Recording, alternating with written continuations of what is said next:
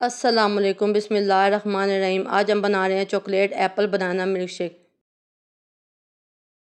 इसके लिए एक ब्लेंडर लेंगे। ये आधा किलो दूध है, इसमें डालेंगे, ये फुल क्रीम दूध है।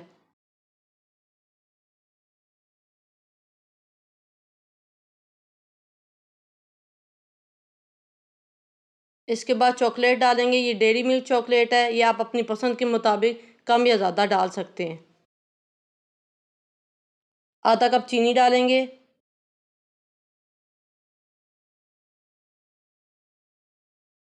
ये 2 अदद बड़े सेब मैंने लिए थे, जिनको छील कर मैंने काट लिया है, ये भी इसमें डाल देंगे।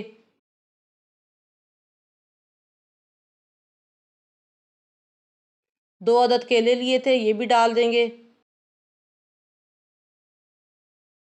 और बर्फ़ भी डाल देंगे।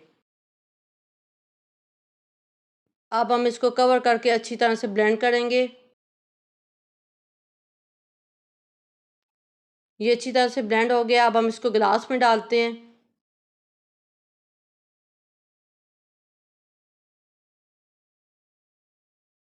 चॉकलेट मिल्क शेक तैयार है।